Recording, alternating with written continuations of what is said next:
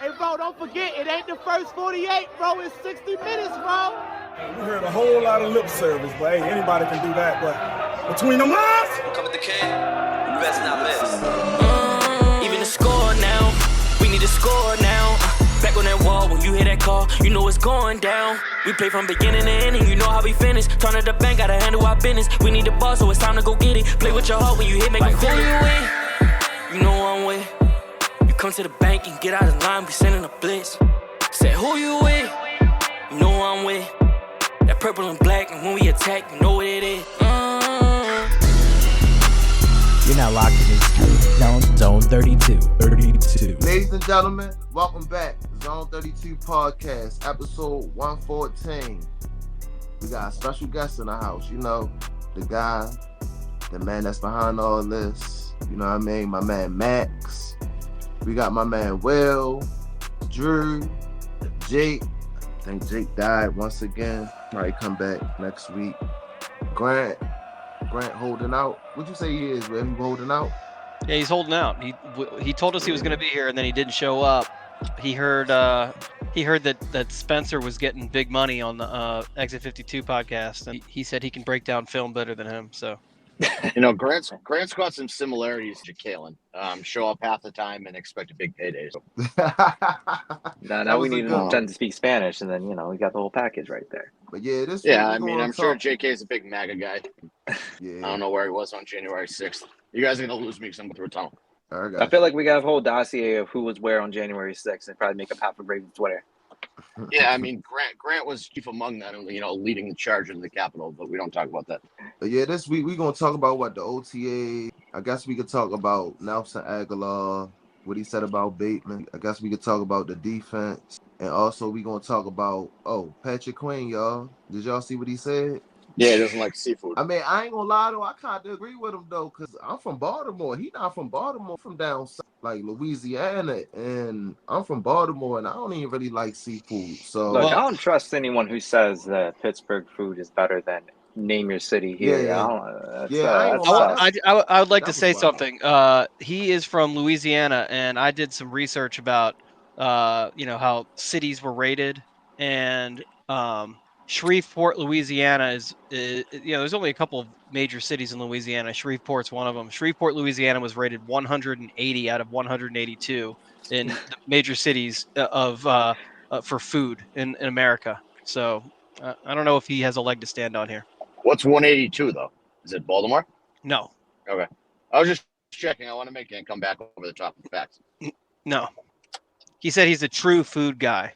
True food guy. I don't know what the fuck that means. That's. Am I losing you guys, or am I? No, you're good. No, you're good. You clear. You're good. You clear. Yeah. Taco Bell enthusiast. I like the fact that he's like, I don't like, but he's got all his fucking fishing picks too. Right. Yeah. What are you doing, Hal? It's like his number one hobby is fishing. Yeah. Right. I understand that, but I mean, I don't know what else we gonna talk about for real. I guess we'll just go with I've totally missed this off season. Come on now. Well, we got. Right, that's what I'm saying. Did you mention Justin Jefferson got a big payday? Yeah. So you know what that mean, Bengal Bengals fans are fucked. Bengal fans. What happened? Y'all said y'all was signing T. Higgins. That motherfucker went out. They said they were going to trade for Justin Jefferson. Yeah, from that wasn't going to happen. Fucking cashier on aisle told them that they were going to get Justin Jefferson. Yeah. How'd that work? They thought they was going to be the LSU Bengals. Right. Yeah, they were going to somehow have Chase and Justin Jefferson. Right, exactly. Right. Fuck out of here. So what receivers they have no quarterback. Well, yeah, and then he's like a pussy and hurt his arm or something. I don't know, wrist, whatever the fuck's wrong with him. They're totally fucked. Yeah, hurt his wrist beating off. Yeah, and that's what he was beating off on the plane going to Baltimore. And that's what I'm trying to tell Bengal fans. Like, that's a tough injury because, like, regardless, you still got to take that wear and tear. You might fall. You got to brace yourself. You on your wrist. You feel me bringing that pressure down. So, I don't know. Somebody might. Bengals had their window when we're all hurt, and Steelers didn't have a quarterback, and, Mahomes was, like, bored, and they didn't take it. So, they're fucked now. Is basically what it boils down to. 2021 was a weird year. It was coming off COVID. Ravens had a shit ton of injuries. I think the Chiefs were pretty injured that year too. They kind of caught lightning in a bottle, and they didn't win. So now they're totally fucked. Right. No, the Bengals. Famously, Joe Burrow said the window is his entire career. Nobody. I think the window's closed. The window was is before he shut, got sealed. paid. Before he got once they paid him, Yeah. because he needs an elite supporting cast around him because he's yards after catch dependent noodle armed bitch. And so now they're not going to be able to afford a lead offensive line unless they get like super lucky in the draft and start pulling wide receivers late in the first round, or even the middle of the first round, or late round pick at wide receiver turns out to be an all pro. They're totally fucked because Higgins is gone after Chase is gone after the next year. Maybe they go like 0-17 and pull like the next Marvin Harrison Jr. coming out, but that's really their only shot. And even then, they still need 2 or 3 guys. I mean, Boyd's already gone. He's got that white kid from Princeton that he likes throwing to, but Iacevus. yeah, and then he's got the other Irwin, the Cole Beasley knockoff. Right. yeah, they're all yeah. role players, though. It's like, I mean, they did, like you said, they caught lightning in a bottle the way that they got Burrow and they got Chase and Higgins, and it all kind of came together. They got kind of lucky because I don't know where it's coming from. Probably me. So they got pretty lucky because they had such a bad offensive line, but they kind of overcame that, and I just don't see that happening over and over again. That's not a sustainable model. The defense to me is it's not a defense that's built really to stop teams like the Ravens. The Steelers have gotten better. The Browns offense is good and could be better than it was. I don't know. The Bengals to me look like a bottom half of the division team. Yeah, I mean the Browns' offense is last year. I thought it was a house of cards. Totally... I mean, like it's one of those things where you saw that they were able to get by with below average quarterback play, just lightning a bottle with Joe Flacco. But lightning doesn't strike twice. I mean, it's one of those things where so you're going to assume Deshaun Watson's available, but with his 50 billion sexual assault allegations, the court date coming up at some point, where's your insurance really? I mean, you're not planning for the future. You're planning on playing your multi-million-dollar quarterback with his, fully guaranteed contract. That's a lot to gamble on in a division that is constantly competitive. Yeah, Tyler Huntley, who couldn't pull out a win in 6 starts when Lamar was out. Jameis Winston, who, honestly, I believed in Jameis Winston during his 30 interception, 30 touchdown year. I still believe in Jameis Winston. That's the most statistically impressive season of all time. There is nobody. He broke even. There will never be another 5,000-yard passer that throws 30 touchdowns and throws 30 picks in the NFL. That's almost Hall of Fame worthy. That is almost a Hall of Fame worthy season. Put that shit in Canton. Yeah, I ain't gonna lie, that's wild. 30 for 30. Yeah, 30 for 30. But nobody. The Bengals are fucked. The rest of them are just as good as the Bengals. And unless something like magical happens for them, their window's closed. I mean, I don't trust Justin Fields or Russell Wilson to do anything super impressive for the Steelers to the point that they're going to be better than 10-17. Right. And the Browns are the Browns. So remember, some of the Steelers fans think they know better and think the quarterback by committee is the way to go, apparently, because I don't know. Apparently, there's a track record of it being successful in the NFL. Yeah, I mean, honestly, I think quarterback by committee could work for that team because they're both, Russell Wilson's a fucking loser and only can play in the first half and trails off in the second half.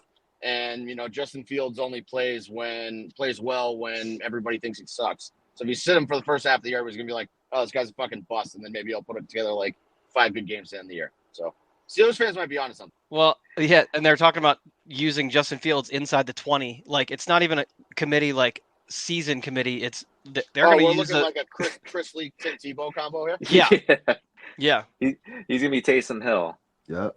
Yeah, I've been totally out of the one week. Yeah. No, they're talking about using as soon as they get inside the red zone, Justin Fields comes in the game, which is I don't really get it, but go for it. I love it.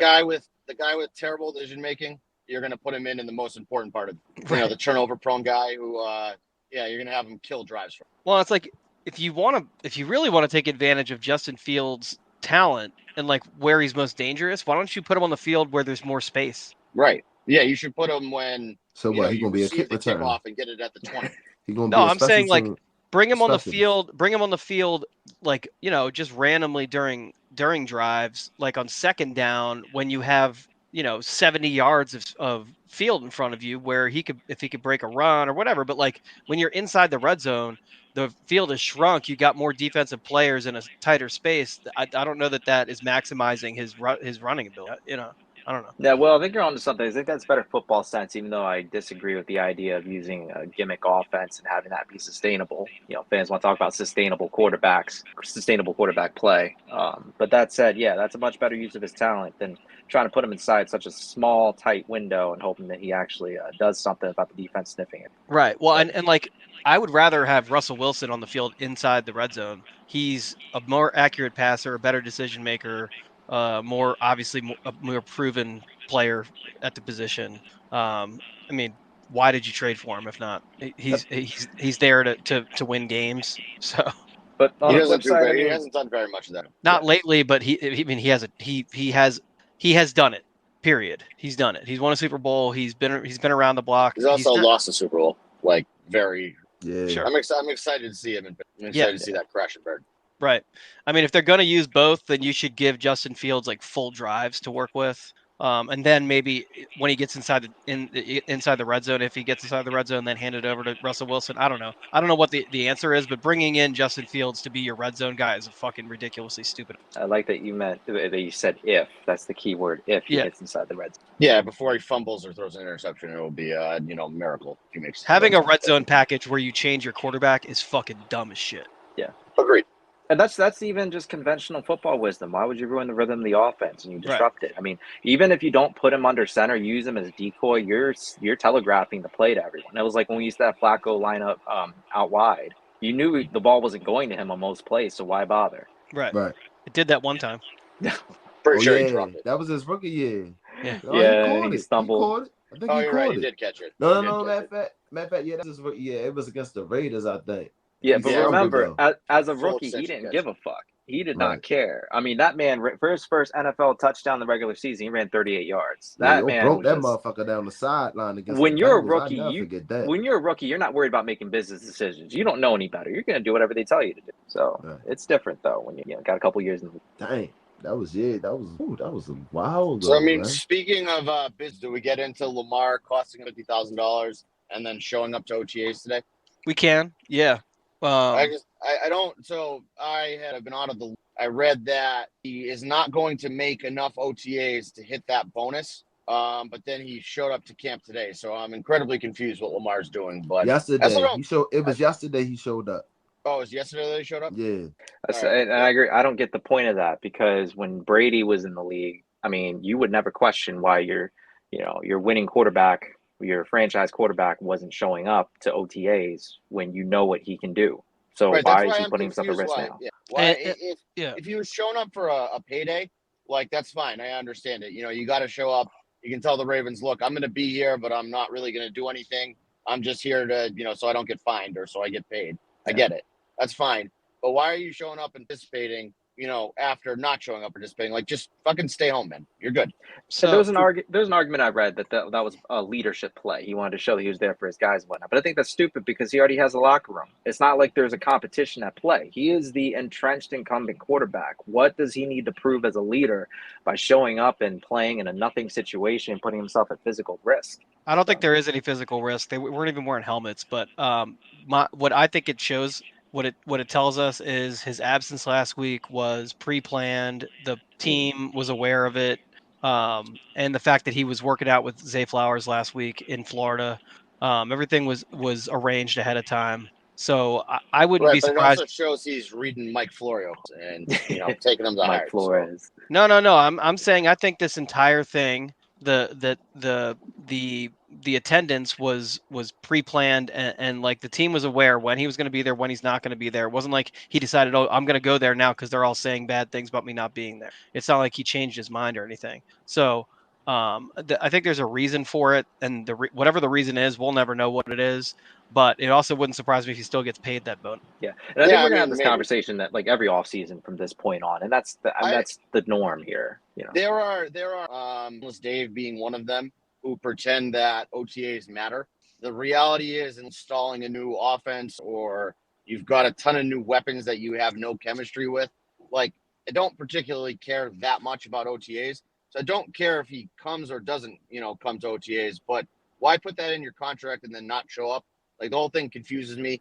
and then not showing up for the point where you're not going to hit your bonus, but then also showing up like a couple days later. Just a whole weird, like, Yeah. Well, unnecessary. a funny thing about the Visionless Dave harping on Lamar not being there is that Patrick Mahomes wasn't there last week. Yeah, but see, he's got the ultimate cop out there because he could say Mahomes won Super Bowls in a row. Like, shut the fuck up. So, we can't really argue with. So hold up, but I don't think Derrick Henry wasn't there. Derrick Henry wasn't there today. Isn't there this week. Also, you can look and see like full position groups aren't there this week. Yeah. So look, this is what I was ready to say, right? Like, you think the Ravens got it set up like it's like say it's like Group A come this week, Group B come. Oh, yeah. You know what I mean? Yeah, I think that last week was kind of maybe designed for the backup quarterbacks to work more with Because the mandatory one is the 11th, I think, right? Coming up. Yeah. Yep. So, So I think last week the quarterbacks, like the backup quarterbacks, to work more with the receivers, and then this week like none of the edge rushers are there. Like Roquan's there because he's always there, but like most of the linebackers aren't there. A lot of the defensive backs aren't there. Marcus Williams hasn't been there, but he's there now. So like there's a lot of like if you look at the people who are missing, it's like chunks of position group. So it's again, I think it's all kind of coordinated with the team. Yeah, and it's all theater. At the end of the day, it's all theater. Yeah. What does it really Yeah. matter? What happens now in June is not going to affect what happens in September. And or it is all October. voluntary, right? It is all voluntary. None of the people missing are doing it for a contract play or anything like that. Everybody's under contract. Like Owe isn't there now. He has his 5th-year option, so we have him this year and next year. There's no like question marks about anybody who's missing. So There's no Jalen Dobbins. Right. No, there's no like nobody's upset about their status. Like even like so Bateman's not there this week. Bateman just got an extension. He's been there the entire time before this week, and I'm sure him not being there is there was a conversation about it beforehand. Isn't it like Fashion Week in Paris or something? I'm sure he's doing something Opening his nail salon. Passed out in a Balenciaga store. I'm sure June has something to do with it. How nail fast- salon. How fast is a picture of that Under Armour Balenciaga shit when he buys it? Oh my God! Like he's gonna be the first person to have it, right? He is going to have some kind of Under Armour Balenciaga cleats. Yeah, I wouldn't get shit bet on him too. 100%. 100%. Yeah, to put a bow on all that. I mean, honestly, none of this really matters, and it's all off-season talk. I mean, we're just killing time really until the shit really starts to matter. We get closer to the season. We had so much stuff to talk about last offseason, and now there's fucking nothing. Yep. But boring is a good thing. Boring means hey, there's normalcy, there's consistency. Yeah, but I want. I've been a bad host. Hold on, I've been a bad host. I haven't checked any of the comments. Probably haven't got. We ain't got none. That's why. That's because we're boring. This shit, all season is boring. It's definitely every the year. off season. But that's not a bad thing. Again, when you're in a position where your team has continual success and consistency, now we're looking at the duck. I don't know what that is. There it is. This is what happens when we put Will in charge of the StreamYard because I got to drive around. I've never done this before. I like Will in charge, Yeah, I run a tight ship. Oh, so Trippy's picking sides now. So are we picking sides here? I don't know.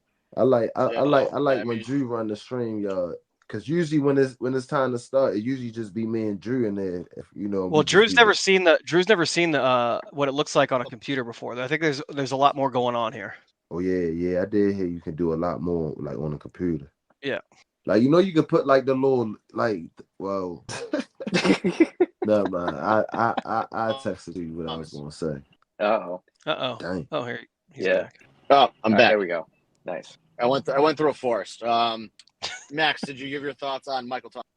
Fuck no, I didn't give my thoughts on Michael Thomas. Yeah, Michael Thomas. No one. He doesn't have any thoughts on Michael Thomas because he's a nobody. Michael Thomas does not exist in my stratosphere, in my thought bubble. Michael Thomas, fuck, we need Michael Thomas for. Right. Well, crazy. I mean, if you're Max is 73 yards or like 460 yards, who had a better year receiving? Yeah, this is a trick question. I'm not gonna answer. I plead the fifth. You plead the fifth because Will was wrong. Will won't admit. Look, I will admit, Drew, you are right on just about everything. Yeah, and I will say that under duress and not under duress, but I'm going to plead the fifth on this question. Yeah, because I'm right again. You don't want to. No, he's saying that because you just basically like held a couple of people hostage at the hospital and bullied them and used some very questionable language before we went Look, live, and it's- Max doesn't want that kind of thing to happen. It has Didn't have to pay for nothing. parking, though. Didn't have It to has pay for nothing to do with the fact that I have family in Drew's neck of the woods that I see pretty frequently throughout the year. Nothing to do with that at all. They're not safe. Nobody's safe from my. We got off topic. I'm always with the bottom line here, and That's That's Okay. the title of the episode. He So- plucked that part out of what you said. Hey, Drew, so since you think you always right, I like Mavs and 6. Can I get your prediction real quick? Celtics in 5. Celtics in 5. Okay. We'll see Kyrie who right. Irving to fucking melt into a little puddle. He's already backtracking off. Oh, I shouldn't have put Sage out on the court. That was bad. I was in a bad mental place. Fuck you fucking pussy. He just saying that because So sick of his shit. He just saying that because he probably still would have been in Boston. He's coming to cook. He's gonna fall off this flat earth before he does anything. He unprovoked took a fucking microphone and said, "I'm gonna be here as long as you guys will have me." He pouted like a little bitch and forced a trade. Kyrie Irving can fucking flat earth weirdo who went like there's so much wrong with that. Hates Jews, fucking miserable prick, rode LeBron's coattail success, and now he's got to be Luka Doncic's sidekick. What? He came in. He was brought into Boston to be the number one guy. He wasn't capable of doing it. He couldn't win with Jason Tatum and Jaylen Brown playing. He needed Kevin Love. He needed Kevin Love to win that championship. He needed Kevin Love and LeBron to fucking carry his bitch ass across the finish line. Yep. That motherfucker thinks that Luka can do this alone. He is retarded. He thinks the earth is fucking flat. So, it's already been proven. So, fuck Kyrie Irving. My favorite Kyrie Irving moment of all time was when he was skipping games because remember he wasn't allowed to play in games because he wasn't vaccinated, but he refused to go get vaccinated. He was attending Brooklyn in like HOA meetings on Zoom. Yep. Remember that? That was the best. Yeah, and he did this whole nonsense about they're trying to take away my freedom. Just take the fucking shot, you. How fucking hard is it? Or seriously, buy a fake card or whatever you got to do. You're going to die. I hate to break it to you guys, but at some point you're gonna fucking die. If you die because Pfizer poisoned you, then so fucking be it. You cost yourself fucking $40 million because you're too fucking dumb to sit on a fucking chair for 5 seconds and let some dumb fuck stick you with a vaccine. We're gonna all die. We're all gonna die from some kind of poison at some point. Well, look, right, exactly. So just fucking at least choose it and get paid. Before we get back on topic, right? I just want to say one thing, right? Kyrie was the reason why they won that championship. Just want to let you know that it wasn't no goddamn Kevin Love. Kevin Love was lights out. Kevin Love was lights out. Bro, Kyrie Irving made that shot, and then 17 minutes passed. And then 17 minutes passed, and nothing happened. Fuck Kyrie, pussy. I feel like Drew's about to commit vehicular manslaughter over that. Holy shit. Karen Irving on the HOA meeting. That's because his Bruins lost. His Bruins, look, hey, Max, his Bruins lost, right? His Red Sox, some shit. They plus probably, the last time I checked, they was plus 10,000 to win the East. That mean they fucking trash. And Trippy, how many days has it been since the Orioles have won a playoff game? It's been a lot of days, hasn't it? A lot of days. Look, when Drew's right, he's right. I'm just saying. Yeah. It's been a lot of days since the Red Sox playoff game too. They were in the ALCS in 2021. That's been a lot of days since they won a playoff game. That's a lot of days. That's still a lot of days. It's a lot of days either way.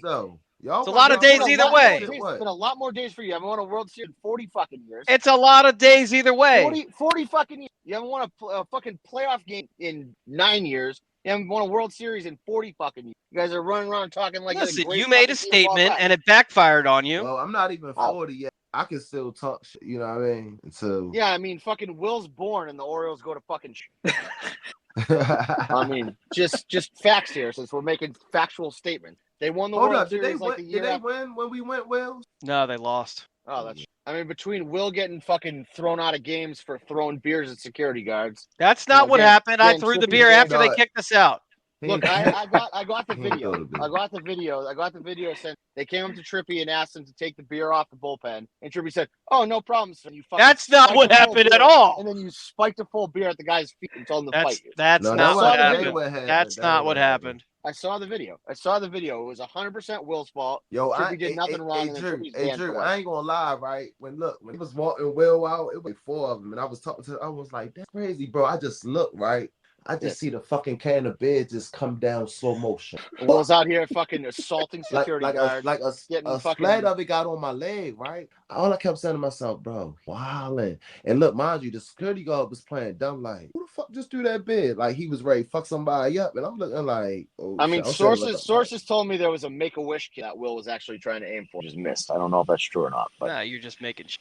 Sources told. I'm not making anything. The sources. I don't Look, know. the streets are talking. The streets are talking. Yeah. Sources told you what happened. Sources told you a racist usher singled out Trippy. I stuck up for him. Then a brigade of fucking commandos came in and assaulted me. So then, if they're gonna kick me out for nothing, I'm gonna get my fucking money's worth. So I launched a couple fucking tall boys up in the air. So Will did it in the name of civil rights. You got your money's worth by spending $30 on 2 beers and then not drinking. I couldn't drink them, dude. I couldn't have drank those fast enough. I couldn't have drank those fast enough. Those things were huge. I couldn't have drank those by the time they walked us out. The gate was right there. So I was like, fuck it. On one security guard. I mean, dude, I'm sure they got wet. Yeah, but I mean, that was just you threw it on the ground. Like, you could have done so much. I didn't throw it on the ground. I threw those motherfuckers. They must have gone 50 feet in the air. That shit. Like, you know how what's that shit called? The Coors Light thing. I don't know. That's new. Was that there last year? Yeah, that's been there for years. They changed the sign. They put that sign up there though. I swear to God, bro, he threw that shit so high, bro. That shit probably passed the roof, then came back down. It went high. They thought somebody threw that shit from up there. I think. Will just indiscriminately firing cans off in the air, being unsafe to society. Bro, look, I had to tell, bro. Then look, mind you, because I ain't gonna lie, I was lit too, but I wasn't like, I ain't disrespect the dude or nothing. But when Will got put out, I could understand he was mad, and then he was trying to talk to the officer. I had to go to the officer like, look, man, I'm a big Ravens fan. I'm Trippy. He's like, oh yeah, I know you are. What's up, Trippy? This and that. And I'm like, he was like, man, y'all good, man. And this motherfucker Will still was trying to go in there. I said, yo, come on, bro, let's just go, bro. So are you saying that his new name is Karen? He's Karen. No, Karen Purple Pants. Trippy's the one who wanted to talk to the manager, not me. That's not what I heard. Nah, Trippy was pulling the celebrity card. Local celebrity. I'm gonna tell you, right? Reason why I keep telling people I ain't really get put out. It really was him. But that's my man. The fuck? We went together. Listen, you feel me, Max? We went together. Such bullshit. So I wasn't gonna let him leave by himself. I'm being honest with you. And I felt like if I would have let his ass leave by himself and he would have tossed that bed, I felt like his ass would have got locked up. But hold on, let me finish. Well, I already know, like, mind you, when I was recording this shit, and then once I stopped recording, all I remember Will was like, I don't give a fuck. Once he said that, they was like, whoa, like 5 of them said, whoa, you gotta go. They straight grab, you feel me? I'm like, damn. All right, guys, I'm home, so I gotta go. It's been a pleasure talking to you guys. We'll stop being a fucking Karen and causing mayhem in public. We can address any other mayhem you get into, next week. Fuck Rashad Bateman. Fuck the Browns. Fuck the Bengals. All right, I'm out. And the Bills. Yeah. I don't tolerate racist ushers. I know that they're your people up in Boston, but I don't.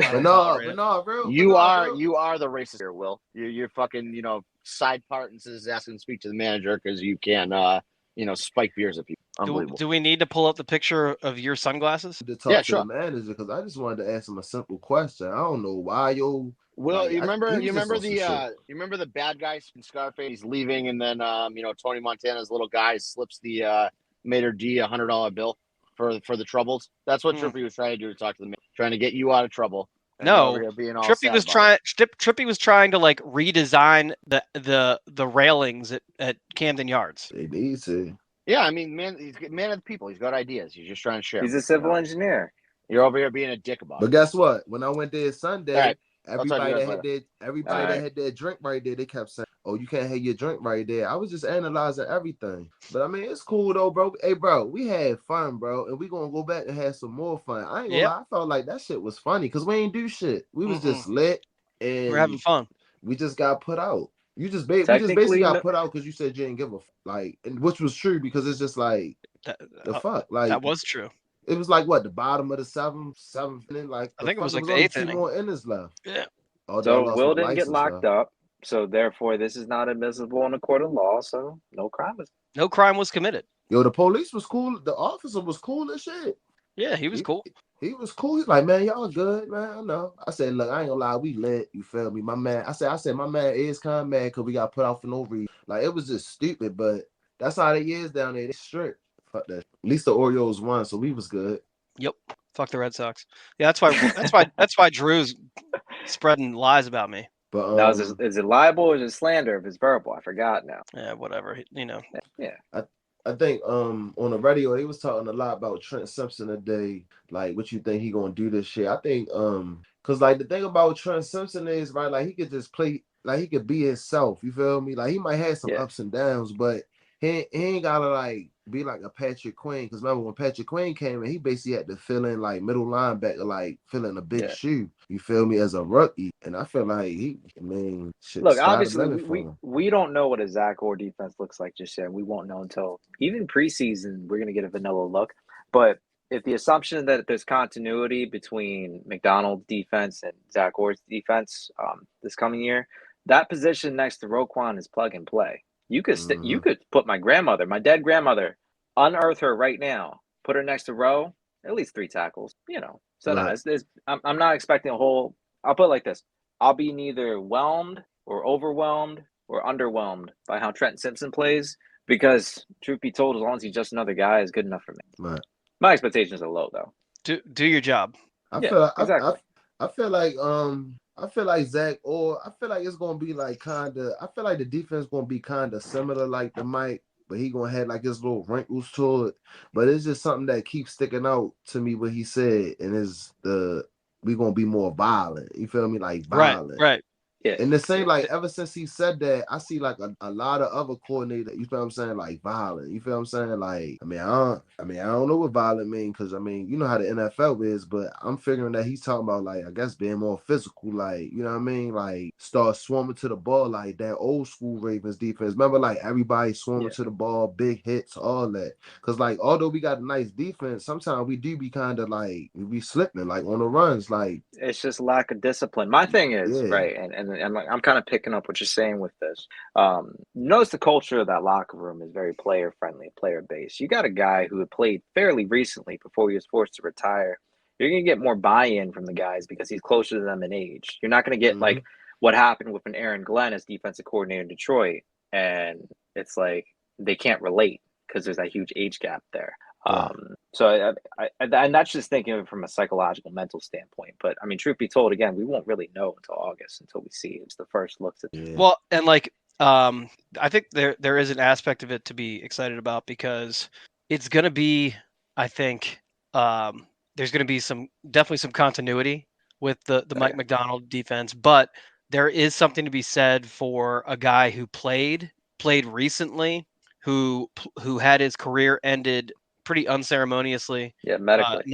Not on his own terms. He could be playing still right now. He's still young enough to be playing. Yeah. He's still got the itch to be playing. So when he says he's going to bring violence back to it, I think that's like kind of him living vicariously through that defense. So it's him like, he's really going to be, you're going to see his spirit kind of like, he's going to put that on those guys, and they're going to want to really like, I think, perform for him. Right. And not that they didn't want to do that for Mike. I think that like Mike really did inspire them, but I think that there may be a little bit even more behind that with this team now with Zach Orr as the because Zach more like vocal. Yeah. And a lot of players were saying that, like, not saying Mike wasn't vocal. I mean, Mike was more like, you know what I mean? He was more like laid back, chill. Yeah, Mike get hyped, but even like when you see big plays, like even when you watch The Wire, like Zach was always like hype and roll up, pet, you know what I mean? Like, you know what I mean? And I just feel like they gonna feed off of that. Like, you need like players like that. I feel like coaches nowadays, like, not saying nothing to John Harbaugh, because like he ain't never playing in the NFL, but I'm just saying like these younger coaches that's coming in now, I feel like players gonna be able to adapt to them because they already know, like, they played it before, and it's like, you know what I mean? It's just like a new system. Like look at the what's the coach name? D'Amico Ryans. Right. I was just thinking of him too. Bro, right. I'm not even gonna lie to you. Dan Campbell's another one. That's what I'm Yeah. saying. Look, I remember last year I was on a Twitter space, right? And we was just going through teams and stuff. I said, man, I ain't got the Texans winning over 4 games. And it wasn't because of D'Amico or Ryan being the head coach. I'm just saying they's young. You know Yeah, what I that mean? And roster was right, and not look what they impressive on did. And they paper. was basically Well, playing well, off of you know him. what? You two didn't listen very closely to me in the offseason. I never listened to you, Will. Come on now. You listen to me every week. It's your job. You Technically, talk. yeah. I know you talking about the we did before the season. Or I think I it was said after I the week said 1. You I said that. said that no before the season. I said I thought that the Texans were that sleeper team in the AFC. I thought they were going to be the team to watch in their division because everyone thought the Jaguars were going to be the team that we're going to build on what they did the year before. I thought that the Jaguars were the number 1 team to regress. As I don't believe in Trevor Lawrence as this guy who is like an elite quarterback. And I didn't believe in that. I don't believe in Doug Peterson as a guy who can sustain any sort of success as a coach. And I didn't believe in that roster just top to bottom. But that division kind of sucks. And I just thought that the Texans were a team that to me, with the quarterback and with some of the moves they made and with that coach, we're in a position to make some moves. And I thought, at the very least, I thought they could make a run at the wild card, but I thought they could definitely contend for their division. And now, I mean, I think they are a true contender in the AFC. I mean, I don't think there's any argument against that. So, I mean, yeah, they're gonna be tough, but they still gotta focus on their division first too. no, they do, and it would shock me if they made it to the Super Bowl. But once they get in the playoffs, I just think that now what they did this offseason, they saw what they were able to do last year, and they really added to that team in all the areas that they needed to. So they are making all the right moves. I think like they're taking advantage of that window where C.J. Stroud. They know they have a special quarterback, and they're taking advantage of him when he's cheap. And making that trade for Diggs and just adding around where in all the areas they need to, and even like adding in places where it's like a luxury where they're just like they're getting better in places they already were good.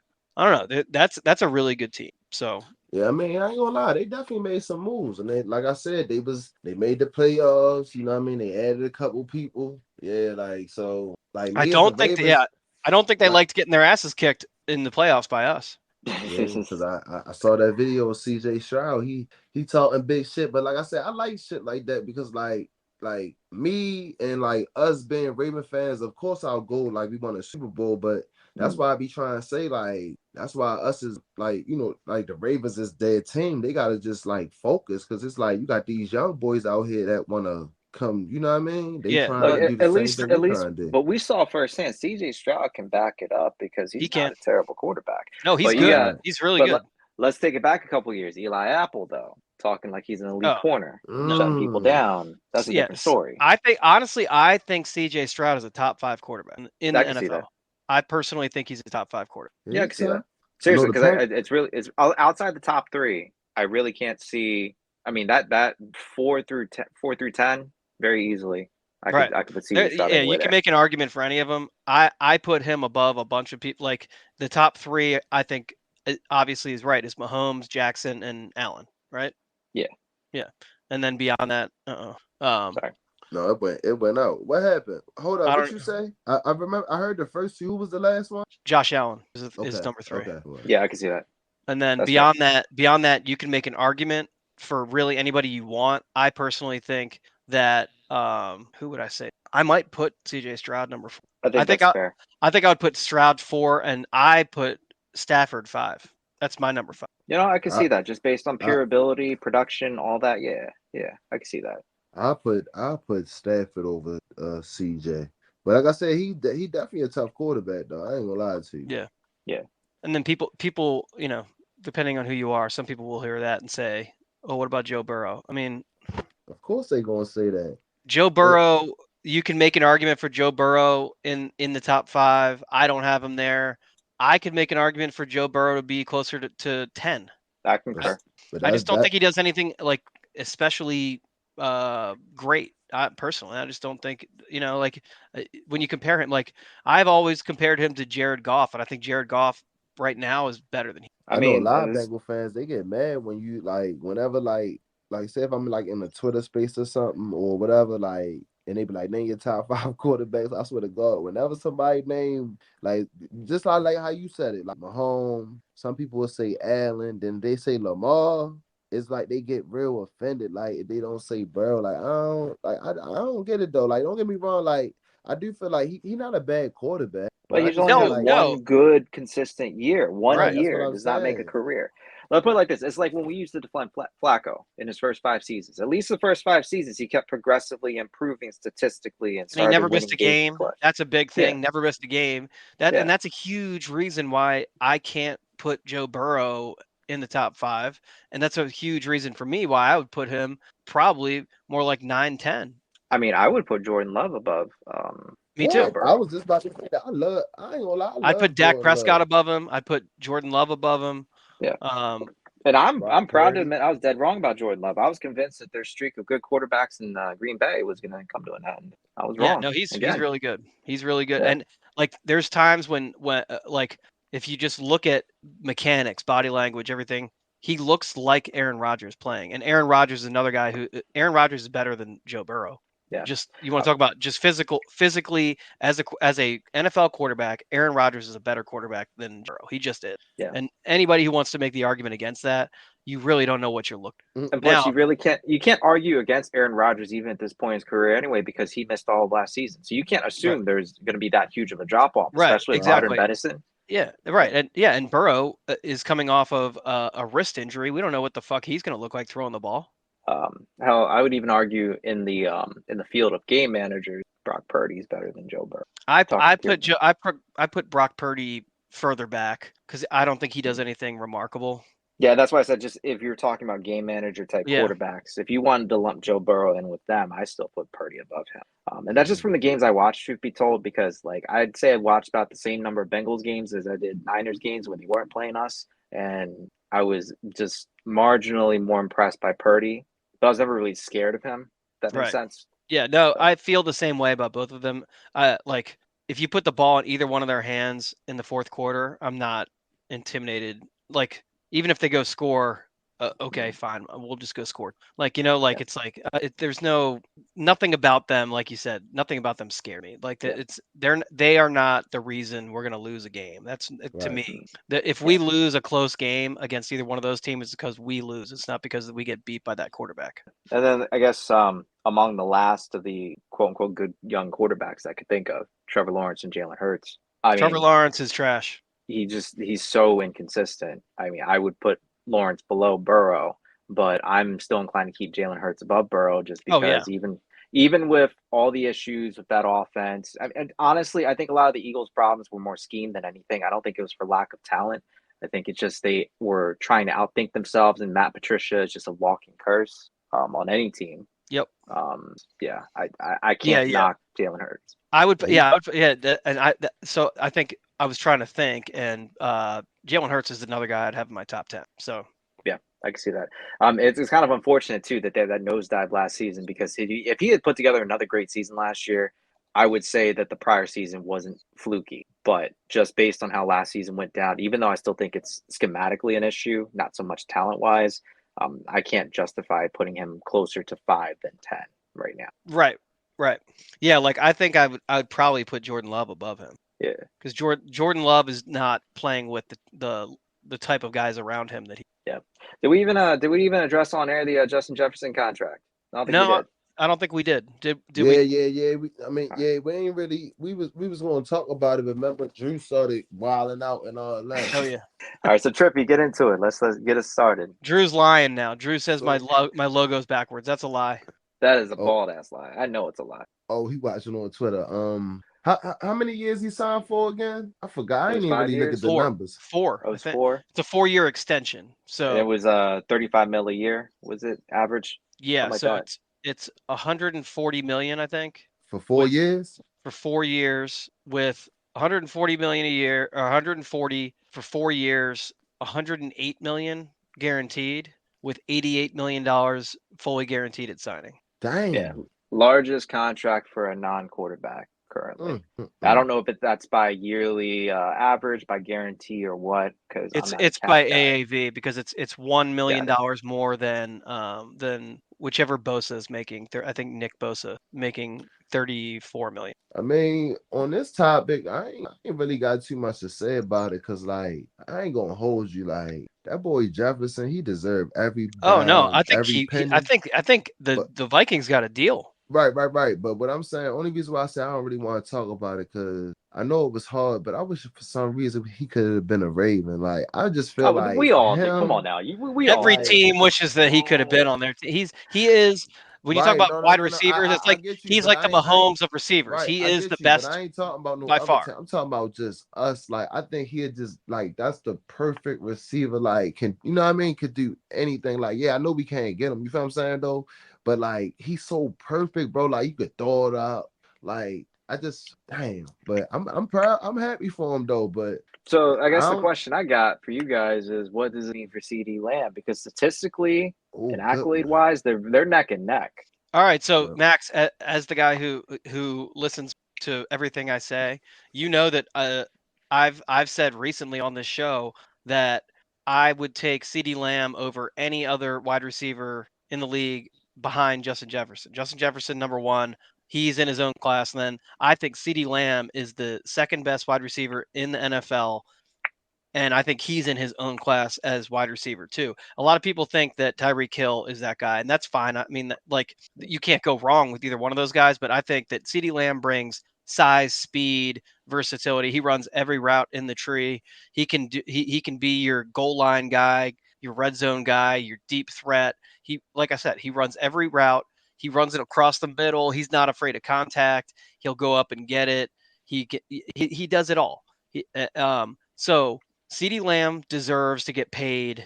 I don't know, shit. I mean, if Justin Jefferson is making 35, he deserves to get somewhere between 30 and 33. I At don't know. least something similar, right? Yeah, It should still be like something up there. yeah. I think he ends up resetting the market by default because one is the Dallas Cowboys. Jerry Jones is going to make a splash, and he's going to want to be able to say, "Hey, I have the top paid receiver who's the best statistically in all the league, et cetera, so on and so forth." Just sell more tickets and T-shirts. But I think in a way, I kind of give the edge to CeeDee Lamb in the sense that he's been handicapped with worse quarterback play. I argue. I mean, More Dak inconsistent. Prescott is well, More yeah, more inconsistent. He's been inconsistent, not hurt. He's necessarily been worse. hurt, Yeah. and yeah. No, I agree. Yeah, because I mean, say what you want about Kirk Cousins, but Kirk Cousins he is the model of consistency in terms Yeah. of like he shows up and plays. Now, he doesn't play as well at night or in prime time as he does at 1 o'clock. But Yeah.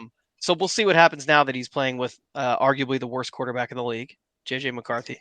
But no, I think CeeDee Lamb deserves a big payday. And to that point, I saw a breakdown of how much each team has spent this offseason. And this is an interesting breakdown. Fuck you, Drew. This is an interesting breakdown because a lot of our what do they call them? The Legion of Gloom dickheads still like to shit on EDC, which Yeah. like you lost. Like your little movement is dead and buried, but We still got still people do. like that out there. They still exist. And the Ravens spent I forget the number. It was like $296 million this offseason, something like that. So they were like 16th in the league. So dead in the center, which I mean, you don't want to be number one, I don't think. If you're spending that much money in the offseason, that means you are basically rebuilding your entire roster. You did something And nine really times out of 10, yeah, you train. right. So we spent dead center middle $293 million this offseason, and we were in the AFC Championship. So that tells you we are consistently trying to get better, even though we're already really good. So I respect that number. Now, the Dallas Cowboys, they're worth $9.2 billion. That's the valuation of the team. They spent $93 million. They're dead last by a wide margin. So they still have a lot of money to spend. And there's still quite a bit of time until the offseason's over. So I wouldn't be surprised to see them give CeeDee Lamb a big contract. So I he predict that'll be deserved the it. last. That's probably gonna be the last big money splash this offseason. I mean, we're so late into it anyway, but I mean, it's been relatively speaking, it's not really been all that headline grabbing this offseason. Well, I mean, Chase and Higgins are both not. I mean, they both want contracts, and if the Bengals were smart, they would pay Chase now as opposed to after this because he's gonna be more expensive. Higgins, I don't know what you do with. They probably should trade him. CD and them came out. They was drafted the same. I was just miscalled, but he funny as shit.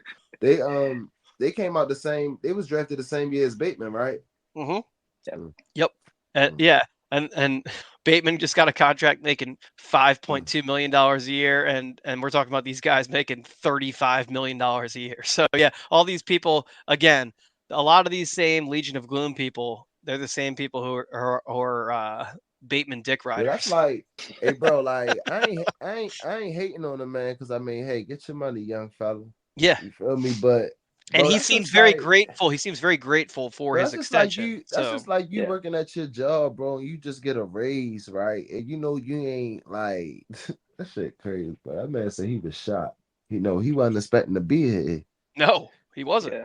But like I said, I see potential in him. I do. Well, I definitely see the potential. And you know what?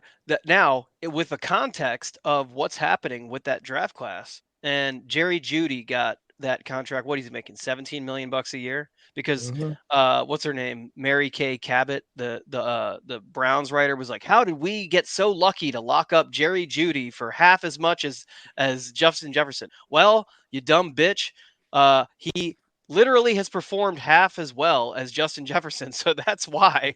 And arguably, he probably should have got paid less than, if we're being serious, but that's why.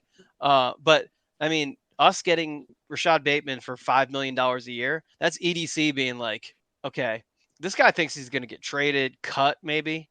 I'm going to give this guy a very team-friendly extension offer, and I bet he's going to be so taken aback and honored to feel welcome and valued here, that he will jump at the opportunity. So, like, again, the people who want to shit on EDC is a fucking genius at what he does. He's very good at it.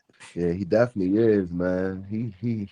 Yeah, no, and if Bateman's ceiling is wide receiver 2, if that's what we're paying for wide receiver 2 production, shoot, that is steal. Yeah, I just hope he can just. I mean, like I said, I ain't asking for too much, but I just hope he can really just like break out. Like, you feel me? Like, if we can get a 50 catch, 600 to 650 yard and 50 catches, he should have more yards than that. Listen.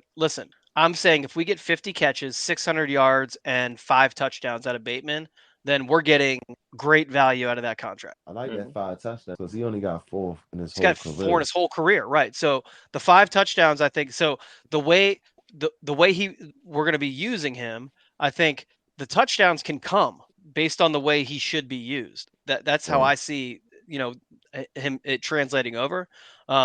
But if we can get that kind of production out of him, then that $5 million a year is well worth it. I mean, that's role player money, and he's exceeding the value of $5 million a year. And really, in our offense, everything spreads around so much. Like, it's hard to expect more than 50 to 60 catches out of a guy who's playing that role. Because like Mark Andrews is going to eat up a ton of targets, and likely is going to eat up a ton of targets that otherwise would usually go to a wide receiver. So yeah, I think he gonna have a breakout year, man. That boy Likely, I think he gonna ball out. Yeah, and the truth be told, we always get lost in the sauce every year because the passing attack is just more fun to watch, but we're still run first. We're still ground-based attack. So there's no reason to believe that, necessarily we're going to see a breakout year from anyone other than Zay Flowers in that wide receiver core. And that's fine. I'm good with it. Yeah.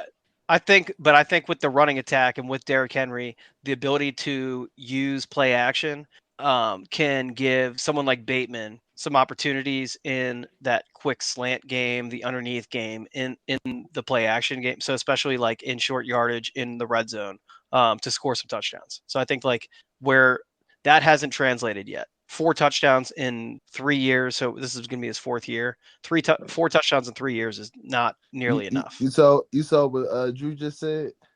Yeah, but he's cherry picking because I'm being very conservative with the other numbers. I'm just saying No, I ain't we gonna could. lie though. I like that though. Well, I mean, I guess it still be a good contract, but I feel like if he could put up his career total in 1 year. Yeah, but his career total in touchdowns is so low. It's not a stretch to think the guy could put up 5 touchdowns in 1 year. 5 touchdowns in Bro, 1 year is not a big number. look, I broke it down like four episodes ago, right? His first touchdown was his rookie season. That was the last game of the season against the Bengals, Right. right? Then he came out the following year because I think he switched his number to 7, right? He came out the following year. We played the Jets. He scored one. He scored then. Scored a He big one scored in that again. one, yeah. Right. He scored against the Dolphins. He had a nice bit. And then after that, we ain't seen him. In the following year, I mean, When did this he have that year, big? When did he have that big slant? that was week 2 against the Dolphins. And Okay. then this year, he ain't scored a week He had 9. 2 against the Dolphins, didn't he? No, he only had 1. This is Okay. why we need Jake here. Jake would look that shit up. Remember? Yeah, Jake's got all this shit all right. The He guy. couldn't listen, bro. He couldn't have had 2 against the Dolphins. Look, he scored 2 times against the Bengals, We're gonna pull this up. which was I'm Max telling is you. pulling it up right now, isn't he? Yeah. I'm telling you, y'all ain't even gotta look it up. He got 4 total touchdowns. No, I know that. His rookie year was whatever week that was, 17, 18, 16, whatever week that was, the last week against the Bengals, number 12. I said number 12 because he had number 12. And then week 1, he scored on that long bomb when Lamar threw it to him. Then week 2, he had that big slant. And then week 9 or week 10, whatever we played Bengals on Thursday Night Football, that was his 4th touchdown. Are we talking his rookie year? Or are we talking about last year? Last year. Last year, that was against the Bengals. That was 1 catch. It was a 10-yard catch. Yeah. No. And then his rookie year was what? Was 4 catches, 26 yards, touchdown. His best career game statistically was that Dolphins game in 2022, the one where they came back. He had a 76-yard touchdown catch, right, or something like that. And what he had week 1 against the Jets? I think he only had like 2 week 1 catches. Against the Jets. He had 2 catches for 59 yards, including the 1 big bomb. One of them was for like 53 yards. Yeah. So look at the pattern though. Like, yeah, it's just like I feel like, and I don't know, bro. Maybe he do just need to get more involved though. But it's just like you look at it. All right, his rookie season, I think he was kind of hurt, right? He came on late. Yeah. All right. But think about the following year. He scored week 1 on a bomb. Week 2, he scored on the slant. We ain't seen him since. I guess he got hurt or whatever. You feel what I'm saying? Yep. And then last year, it took us to week 9. Like, he just gotta get more active, bro. Like, I don't know. We're not gonna see them big bombs. That's not gonna be his game. So. Right, but at the same time, that's why I be saying like, okay, I don't be tripping about OTAs, right? But it's just like maybe, and I saw a fan. It's crazy when fans be at me about him because now I just comment. I comment back like no comment. Right. You feel me? But but it's just wild because like you see Nelly, you see Zay Flowers, even Lamar working out with him. Like, all right, I understand they Florida boys or whatever, but like, what's wrong with Bateman going down there? I heard somebody earlier said, well, Lamar's the leader, should be calling out Bateman, this and that. Like, the fuck do Lamar got to call him out for? Like, not, and I ain't saying it like that, though. You feel what I'm saying? But at the same time, bro, if you look at the receivers, yes, you got your little contract, right? That's cool.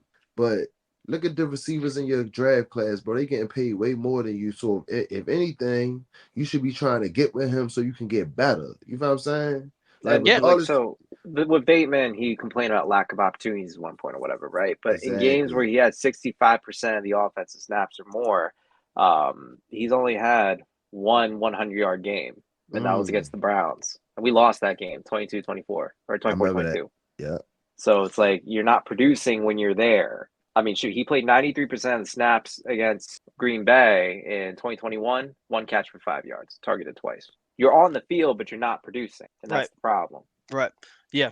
Well, and like it's not necessarily Lamar. Like I guarantee you, like I was saying earlier, I think Lamar not being there last week was coordinated ahead of time. I'm sure like Lamar wasn't. They weren't like there wasn't like someone waiting outside like, oh well, Lamar's not here, like on a walkie-talkie to like Harbs, like hey coach, Lamar didn't show up today. You know, like they knew he wasn't coming. Okay, Right. he was in fucking Florida. Like they knew he wasn't in Maryland. And I'm sure him and Zay arranged ahead of time to do the workout.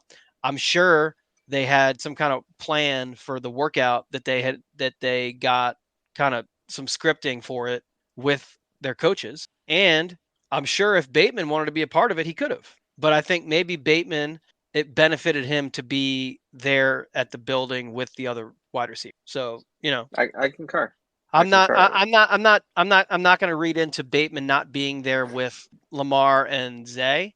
Lamar and Zay don't need as much work at the building with the coaches as Bateman and the other wide receivers do. Chemistry, bro. Chemistry. Right, but the so next week everyone's going to be there, and during the summer in between but the mandatory mini camp and training camp, let's see what pops up. Let's see how much Lamar. to be honest with you, I hope we at least see some type of, and like I said, I don't want to hype it up, bro, but because you got to think about it, bro. We can go back to last year, bro. Who was our first free agent signing? Nelson Aguilar. Everybody was going fucking crazy. About I a week remember later, that. what he was doing, he was, remember, at one point he was working with Tyler Huntley, right? Florida boy. They was working together. Everybody kept saying, why the fuck he working out? He ain't getting no bump. Then if you think about it, what he was doing, he was every time he went out, he produced. You feel what I'm saying? Like, Yep. you know what I mean? Even like on that one play when he was telling Lamar, like, Lamar, if you go ahead and do this, look, Zay, you go ahead and cut over. I'm gonna go ahead and set the pick or whatever you were saying. Basically, go and get the touchdown. Teamwork. Now, Yep. that's what I want to see, bro. Because if you ask anybody, bro, everybody keeps saying it's chemistry. That's why I be saying. That's why I be asking fans now. So, all right. If Bateman getting open, right, but you got Lamar not getting the ball, what is it? Is it a Lamar thing? No, nobody want to answer that. So now I go off, all right, it's chemistry. So that's what they need to work on. My thing is, I don't want them to wait the training camp to start working on that shit. Start working on it now. So No, whereas no. though So now, let's make it like a zone 32, like we're on like Panda Watch from Anchorman. Like I want to see Lamar Jackson, Zay Flowers, Rashad Bateman, Mark Andrews, Nelson Aguilar, and what's his Isaiah name? Likely. Isaiah Likely and Tez Walker all together working out. right. And now what's his name? The quarterback who's now a wide receiver. What the fuck is his name? Oh yeah, Malik Cunningham. Malik Cunningham. Malik Cunningham is Lamar's guy, and apparently he's been making some good plays in OTAs. So if he's really going to be a wide receiver, then I want to see him hanging out down there too and working out with them too. So I want to see Lamar and the wide receivers together on their own time, and I want to see them putting that shit out on social media and doing all the nope, not Michael Thomas. I'm not even going to put that on the fucking screen. Fuck you, Drew. It did, but not to cut you off, Will. See, the thing about it is because I see Bateman, I realized, right, he like to train in Arizona, right? So look at this, right? Mark Andrews, he from Arizona. Yep. All right. Now Lamar and them, they always had shit in Florida. Just set the shit up in Arizona, bro. Come on, y'all, come out for a little weekend. Let's get some work in.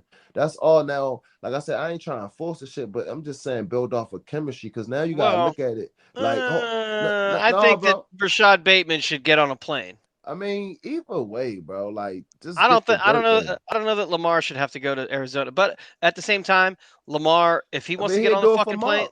that's He doing fine. it for Mark though. That's fine. But whatever. I just don't.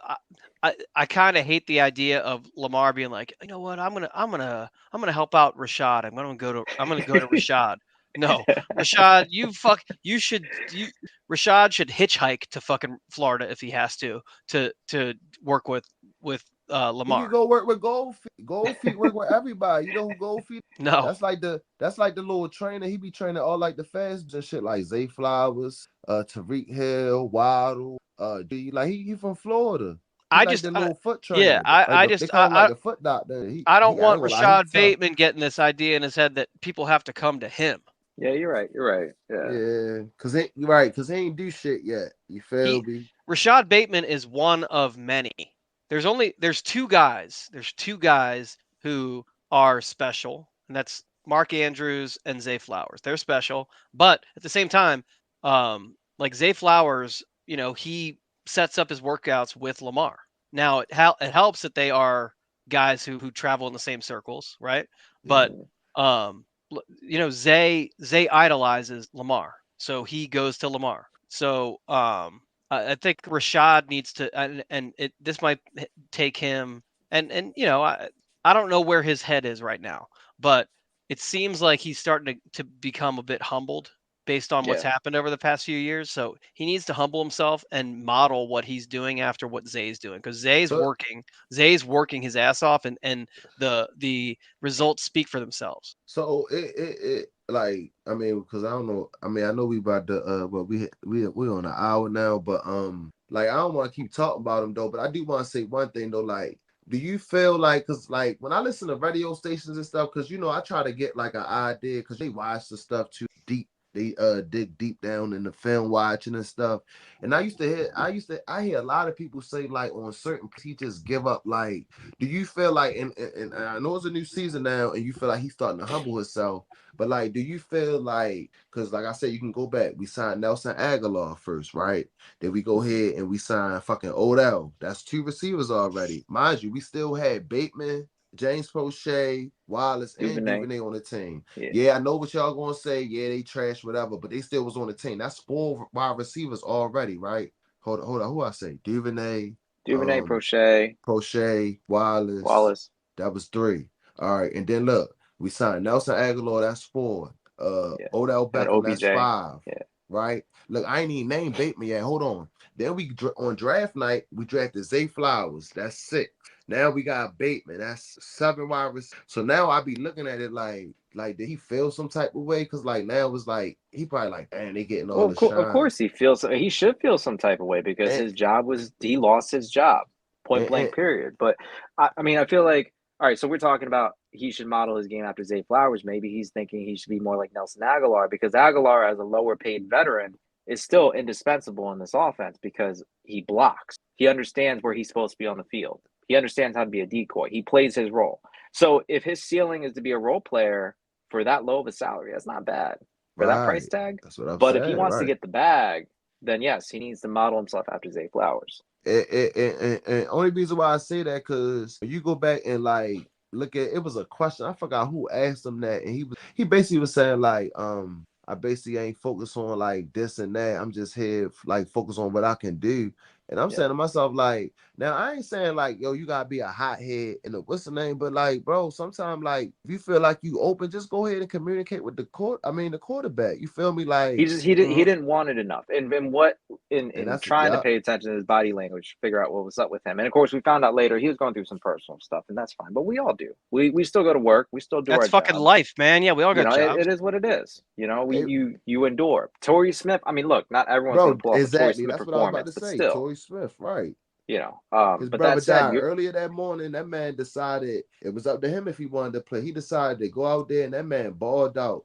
Now, like I said, everybody deal with their shit different. You feel what I'm saying? But at the same time, Torrey Smith had less than 24 hours. He balled out. And was it 3 touchdowns that next game? That's what I'm saying.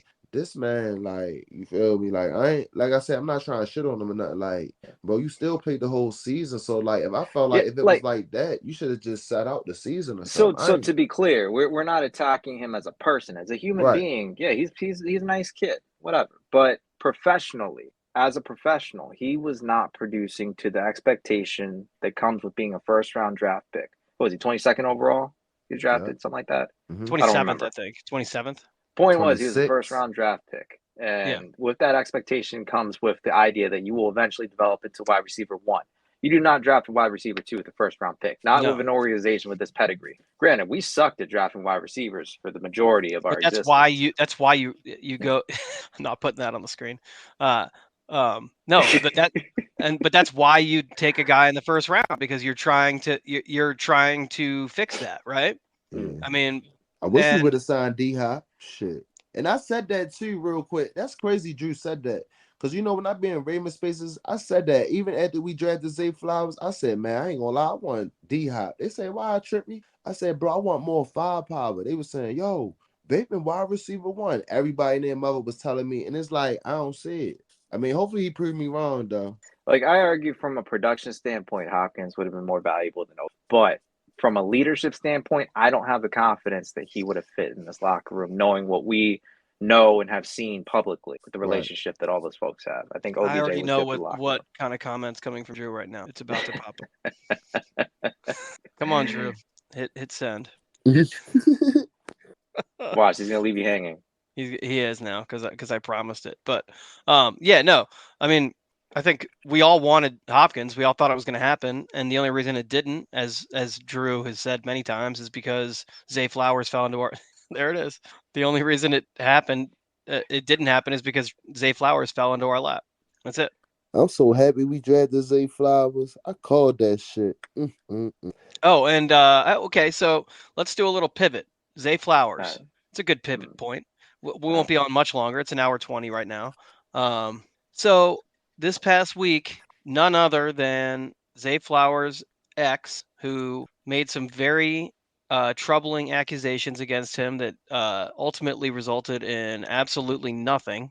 She was on a live stream hanging out with, guess who? TikTok with Antonio Brown. The newly bankrupt Antonio Brown. Yeah, this is definitely a person who makes really good decisions. Certainly not a person who would do or say something strictly for attention, make something up. You know, Drew has summed it up perfectly. Tyler Sperry's working overtime selling Celsius right now.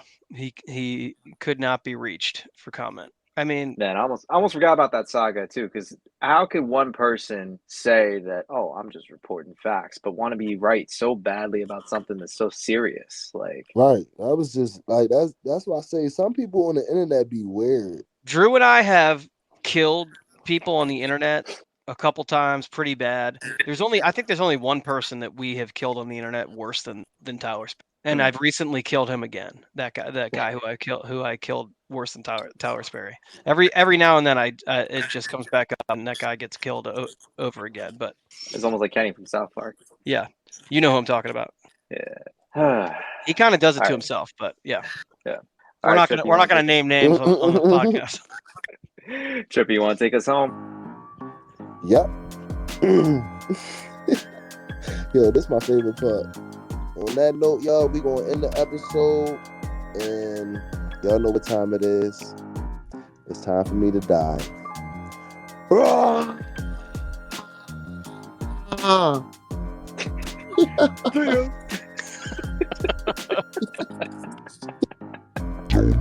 Zone 32.